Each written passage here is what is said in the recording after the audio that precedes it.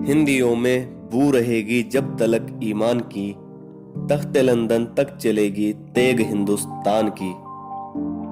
As long as Indians have even an ounce of honesty and dignity, the Indian sword will reach the throne of London।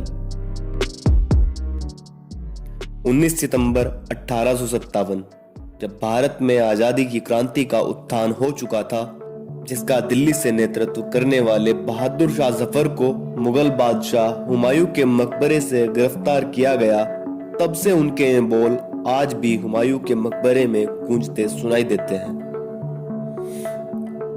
Humayun का मकबरा भारत के इतिहास में मुगल वास्तुकला का पहला नमूना, जिसकी खूबसूरत बनावट आज भी दुनिया भर से लोगों को आकर्षित करती है, जिसे देखने के लिए हर साल दुनिया से लगभग 25 से 30 लाख लोग आते हैं। मुगल वास्तुकला का नमूना भारत में इससे पहले कभी नहीं बना।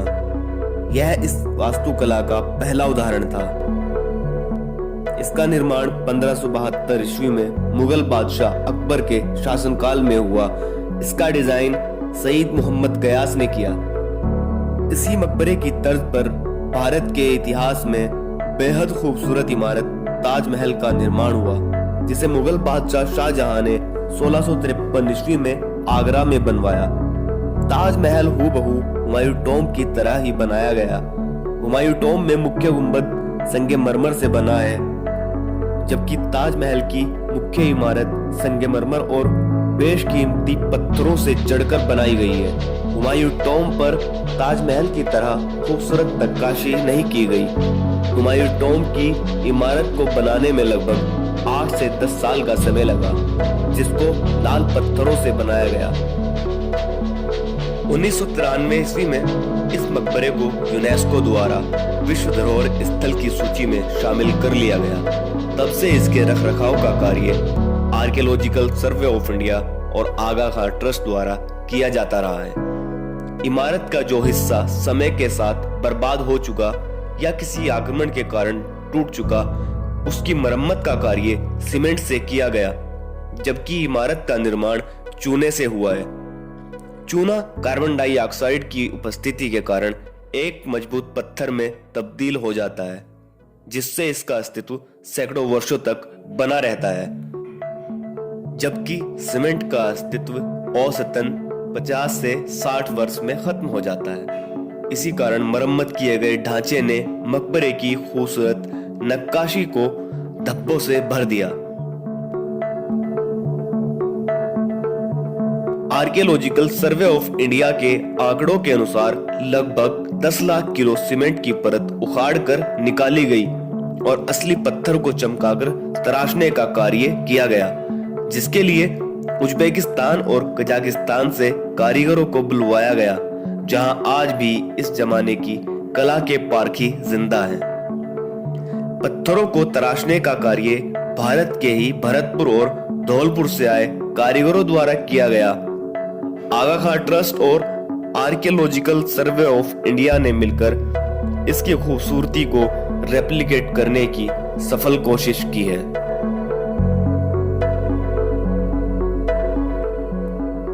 जितनी खूबसूरत इस मकबरे की इमारत है, उतनी ही मुश्किल इस मकबरे में दफन बादशाह की जिंदगी भी।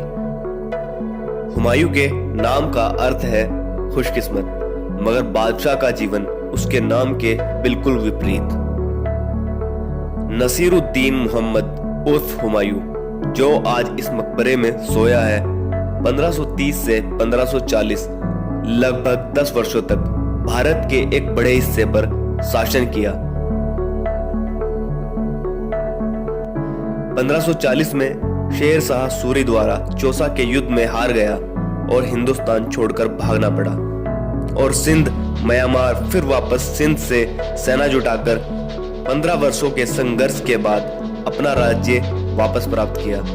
किंतु 1 साल के शासन में ही हुमायूं की एक खास आदत की वजह से मृत्यु हो गई। हुमायूं अजान की आवाज सुनकर घुटनों के बल बैठ जाता था। एक दिन सीढ़ियों से उतरते हुए अजान की आवाज सुनकर बादशाह वहीं घुटनों पर बैठ गया और वहीं सीढ़ियों से गिरने के कारण उसकी मौत हो गई। शुरू में हुमायूं को पुराने किले में ही दफनाया गया। 1565 ईस्वी में हुमायूं की पत्नी के आदेश पर हुमायूं टॉम्ब का निर्माण शुरू हुआ। लगभग 7 वर्षों में मुख्य मकबरा बनकर तैयार हो गया। तब हुमायूं के शव को इस मकबरे में दफनाया गया। उस समय के अनुसार मकबरे के निर्माण की लागत लगभग 15 लाख रुपए आंकी जाती है, जिसका पूरा खर्च बेगा बेगम और हाजी बेगम ने दिया। हुमायूं की मौत के बाद हाजी बेगम ने अपना जीवन अपने शौहर हुमायूं के मकबरे को बनवाने में समर्पित कर दिया। इस मकबरे में मुगल परिवार से 160 से ज्यादा लोग दफन हैं, जिनमें 5 बादशाह हैं। इस मकबरे में 68 कमरे बनाए गए हैं। सभी कमरों में कोई ना कोई लाश दफन है। यह एक रॉयल ग्रेवयार्ड है।